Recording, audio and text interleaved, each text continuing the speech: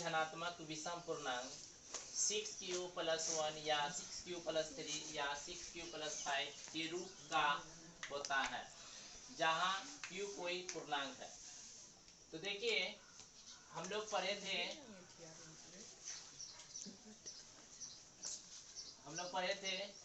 कि यूक्लिड विभाजन से a बराबर BQ प्लस R, ये पढ़े थे ना। तो मान लीजिए a क्या है, कोई धनात्मक विषम पूर्णांक है माने, और मान लीजिए b बराबर, देखिए यहाँ पे b बराबर, देखिए b की जगह पर, यहाँ पे देखिए b की जगह पे क्या है 6 है, q की जगह पर तो q ही है, लेकिन r की जगह पे 1 है, 3 है, 5 है। लेकिन एक कंडीशन है, कंडीशन क्या है कि जो r है इसका 0 और लेस देन इक्वल टू ये b। हम लोग पढ़े थे कंडीशन, b का मान जो है, b का जो मान है r से हमेशा बड़ा होगा, लेकिन यहाँ पर आपको ये भी याद रखना r का मान 0 से बड़ा भी हो सकता है और 0 से छोटा भी हो सकता है और 0 के बराबर भी हो सकता है। यहाँ पे इक्वल का चिन्ह है ये। तो देखिए यहाँ पे, तो b का मान यहाँ से कंपेयर कीजिए, b का मान यहाँ पे क्या है 6 है, r का मान क्या है 1 है। तो देखिए b = 6 इसीलिए मानते हैं क्योंकि दी गई संख्याओं का रूप 6q + 1, 6q + 3, 6q + 5। अब देखिए यूक्लिड विभाजन परिमेय से a बराबर BQ + R, a बराबर BQ + R, ये यूक्लिड विभाजन से है। देखिए यहाँ पे 6q + R, जहाँ q कोई और ऋणात्मक, q क्या है कोई और ऋणात्मक का मतलब होता है कि वह धनात्मक पूर्णांक है, और r एक पूर्ण संख्या है। पूर्ण संख्या का मतलब वो 0 से चालू होगा। 0 एक पूर्ण संख्या इस प्रकार है कि 0 less than equal to r और ग्रेटर देन 6। देखिए यहाँ r संभावित मान, r का जो मान हो सकता है, देखिए यहाँ पे क्या है, यहाँ पे देखिए 0 और 6 के बीच में 0 भी लेना है और 6 से छोटा भी लेना है, लेकिन 6 से छोटा, देखिए 0 भी लेना है और 6 से छोटा लेना है। 0 1 2 3 4 5, ये हुआ। आप लोग को याद रखना है कि इसका संभव मान, r का संभव मान जितना है उससे एक छोटा लेना है। तो देखिए जब r का मान हम 0 दिए तो a का मान कितना है 6q + 1। फिर देखिए हम यहाँ से r का मान 1 लिए तो a का मान कितना होगा, यहाँ पे पुट कीजिए, b का मान 6q + 1, फिर r का मान 2 लीजिए, a बराबर 6q + 2, फिर r का मान 3 लीजिए, a बराबर 6q + 3, फिर r का मान 4 लीजिए तो a बराबर 6q + 4, फिर यहाँ पर r बराबर 5 तो a बराबर 6q + 5। अब देखना है कि जो a है कौन विषम है और कौन सम है। देखिए यहाँ पे कह रहा है कोई भी धनात्मक विषम पूर्णांक, धनात्मक विषम पूर्णांक ये है 6q + 1, 6q + 3, 6q + 5 के रूप का मान क्या विषम पूर्णांक हो सकता है। तो देखते हैं हम कि कौन सा विषम पूर्णांक है। तो देखिए यहाँ पे a बराबर 6q + 1। अब देखिए q देखिए क्या लिखे यहाँ पे, q जो है q कोई पूर्णांक है, जहां दिया है q कोई पूर्णांक है, उसमें भी पूर्णांक वैसा पूर्णांक है जो धनात्मक है। तो आपको धनात्मक ऋणात्मक का बात नहीं करेंगे, बोल दिया है q कोई और ऋणात्मक पूर्णांक, और ऋणात्मक का मतलब वो है धनात्मक। तो देखिए यहाँ पे तो 6q + 1 और 6q प्लस 3 और 6q प्लस 5 ये सब क्या है, विषम धनात्मक पूर्णांक है। लेकिन इसमें भी 6q प्लस 2 और 6q और 6q प्लस 4 ये विषम धनात्मक पूर्णांक नहीं है। क्यों नहीं है? जब आप यहाँ पर r का मान पुट कीजिएगा तो ये क्या आ जाएगा, अगर आप यहाँ पे देखिए q का मान पुट कीजिए 0 तो 6q इंटू 0 प्लस 1 क्या 1 आया, 1 आया। फिर यहाँ पे 1 पुट कीजिए तो 1 कीजिए तो 6 इंटू 1 6 प्लस 1 कितना गया 7, तो विषम आ रहा है, विषम आ रहा है। इसको आप लिखिए, पहले देखिए तो देखिए यहाँ पे r का मान 5 तो a का मान हो गया 6q प्लस 5। लेकिन यहाँ पे ये बोल रहा है कि जो a कोई धनात्मक विषम पूर्णांक है, तो देखिए यहाँ पे a कोई धनात्मक विषम पूर्णांक बोल रहा है तो 6q प्लस 2 6q प्लस 4 सम संख्या है और a एक विषम संख्या है। तो क्या ये सम संख्या आया और ये कह रहा है विषम संख्या, क्या ये मान संभव है? इसके लिए संभव नहीं है। क्यों नहीं है? आप यहाँ पे पुट कीजिए q का मान क्या होना चाहिए, पूर्ण संख्या होना चाहिए। q का मान क्या होना चाहिए, पूर्ण संख्या। तो देखिए q कोई अभी पॉजिटिव पूर्णांक है, पॉजिटिव पूर्णांक q का मान देखिए 0 पुट कीजिए, यहाँ पर 0 आ गया। q का मान 1 पुट कीजिए, कितना आया 6, q का मान 2 पुट कीजिए 12, फिर q का मान अगर हम 3 पुट करते हैं तो कितना आता है 18। एवं प्रकार से ये क्या आ रहा है, सारा ये सम पूर्णांक है, तो सम संख्या है।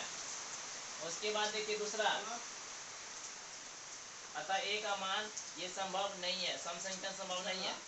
लेकिन a बराबर 6q plus 1 6q plus 3 6q plus 5 ये संभव है, जहाँ q एक ऋणात्मक पूर्णांक है।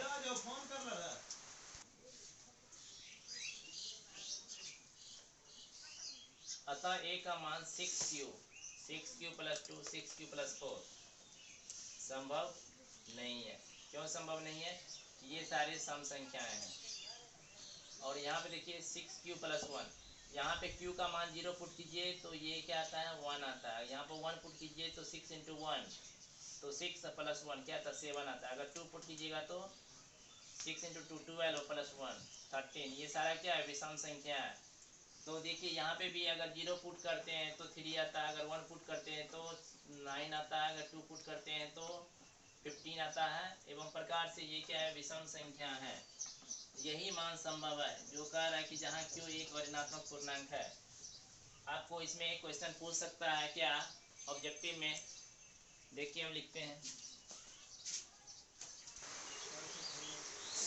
निम्नलिखित में कौन विषम धनात्मक पूर्णांक है जहाँ q एक धनात्मक पूर्णांक है। तो देखिए यहाँ पे q का रख हम देखते हैं कौन सा ऑप्शन इसमें सही होगा। तो देखते हैं q का मान हम पुट करते हैं, q का मान 0 1 2 3 4 डॉट डॉट ऐसे करके, इतना लेने की कोई ज़रूरत नहीं है, 2 से 3 निकालिए। देखिए q का मान 0 पुट कीजिए 0 प्लस 1 तो 0 प्लस 1 1 6 इंटू 1 प्लस 1 तो 6 plus 1 equal to 7। 6 into 2 plus 1 12 into 1 13। देखिए क्या आ रहा है 1 आ रहा है 7 आ रहा है और 13 आ रहा है। तो ये सारा क्या है, विषम संख्या है। फिर इसमें चेक करते हैं 6 0 प्लस 2 ये आ गया 0 प्लस 2 बराबर 2। 6 इंटू 1 प्लस 2 तो 6 प्लस 2 8। 6 इंटू 2 प्लस 2 तो प्लस 2 इक्वल टू 14। तो देखिए एक चीज याद रखिए आप लोग, कोई भी ये क्या पूर्णांक है उसमें अगर ऐड सम हो तो सम संख्या ही होगा, ऐड सम हो तो सम संख्या ही होगा। ये भी सम संख्या ऐड है, इसमें भी सम संख्या ऐड है। कुछ भी जोड़ेंगे, कुछ कोई भी चीज़ से गुना करेंगे तो सम संख्या ही आएगा। तो देखिए यहाँ पर लेकिन क्यू क्या है, एक धनात्मक पूर्णांक, तो क्यों होगा, ये भी सम है ये भी सम है, लेकिन कौन विषम है, ए नंबर। ऑप्शन टिक कीजिए जल्दी जल्दी। जांच करें कि क्या 6 की पावर n का अंतिम अंक शून्य है जहां n एक प्राकृतिक संख्या है। देखिए माना कि a बराबर 6 की पावर n। अब देखिए 6 क्या फैक्टर किए तो 2 और गुना 3। अब इसके पावर n है तो पूरे पावर n कर दिए तो 2 के power n into 3 power n, जहाँ 2 और 3 क्या है आवाज संख्या है। 2 और 3 क्या है आवाज संख्या। 2 स्वयं 2 से कट रहा है और 3 स्वयं 3 से कट रहा है, इसलिए ये आवाज संख्या है। हम जानते हैं कि किसी संख्या का अंत शून्य में तभी होता है जब 2 और 5 के धनात्मक घात गुणनखंड हो। जब 2 और 5 के धनात्मक घात होगा तभी उसके अंतिम अंक शून्य हो सकता है। अतः a बराबर 2 के पावर n इंटू 3 की पावर n यह गुणनखंडन अद्वितीय है। किसके नियम से? अंक गणित की आधारभूत प्रमेय से। ये है अद्वितीय है।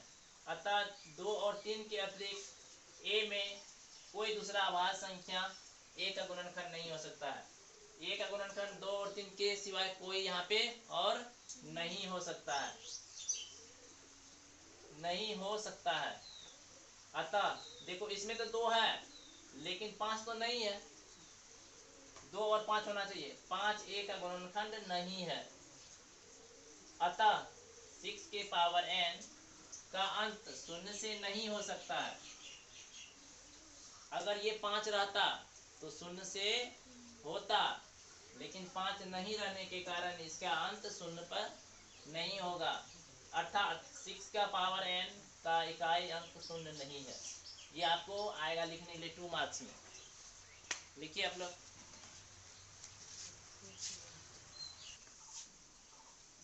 बताएं कि 7 गुना 11 गुना 13 प्लस 13 और 7 गुना 6 गुना 5 गुना 4 गुना 3 गुना 2 गुना 1 प्लस 5 क्यों विभाज्य संख्या है। तो देखिए a इक्वल टू माना कि a इक्वल टू 7 गुना 13 11 गुना 13 प्लस 13, b बराबर 7 गुना 6 गुना 5 गुना 4 गुना 3 गुना 2 गुना 1 प्लस 5। अब हमको निकालना है इसको कैसे, देखिए फैक्टराइज करेंगे तो सबसे पहले a इक्वल टू देखिए कितना 7 गुना 13 गुना 11 गुना 13 प्लस 13। तो क्या करेंगे 13 यहाँ पे भी है और 13 यहाँ पे भी, तो 13 को हम कॉमन ले लिए तो बचा यहाँ पे 7, यहाँ पे 11, 13 की जगह पर 1 बचा तो 1 लिख दीजिए। अब प्लस 1, 13 जब ले लिए तो यहाँ बचा 1 तो 13 11 सत्ते 77 प्लस 1 कितना हो गया 13 इंटू 78। अब देखिए 78 को यहाँ पे खंड किए हैं फैक्टराइजेशन 2 से 39 गुना 78 फिर 3 से 13 3 39, तो फिर कितना बचा 13 गुना 2 गुना 3। अब देखिए ये क्या है गुणनखंड है, a अभाज्य गुणनखंडों का गुणनफल है, अतः यह भाज्य संख्या है। उसी तरह से b का भी देखिए 7 गुना 6 गुना 5 गुना 4 गुना 3 गुना 2 गुना 1 प्लस 5। अब देखिए यहाँ पे भी 5 है तो यहाँ पे भी 5 है तो 5 को कॉमन ले लेंगे। तो देखिए 5 कॉमन ले लिए तो बचा यहाँ पे 7 बचा, 7 गुना 6 गुना 5 की जगह पर 1 बचा, 1 दे दीजिए गुना 4 गुना 3 गुना 2 गुना 1 प्लस 1, क्योंकि 5 यहाँ से ले लिए तो यहाँ पे 0 तो नहीं बचता 1 बचता है 1, तो यहाँ पे 1 बचा।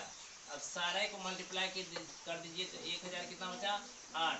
अब 1008 को मल्टीप्लाई यहाँ पे फैक्टराइजेशन कीजिए 1008 को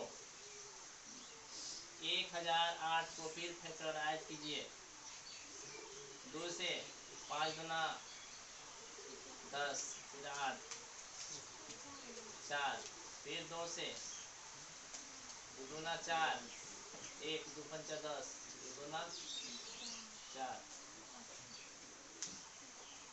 फिर 2 से 126 फिर 2 से फिर 3 से 21 फिर 3 से 7। तो देखिए क्या किए 5 तो है ये उधर कितना 2 है 1 2 3 4 2 है और उसके बाद 2 3 है तो 2 3 लेके अब बचा 7। अब देखिए सारे को फैक्टराइजेशन कर दिए कि अब हम b क्या है, b के अभाज्य गुणनखंडों का गुणनफल है, अतः यह एक अभाज्य संख्या। सारा इसी का ना गुणनफल का है ना, ये गुणनखंड है ये गुना कर दिए और इसका क्या है गुणनखंड है, तो ये क्या है सारा भाज्य संख्या है। देखिए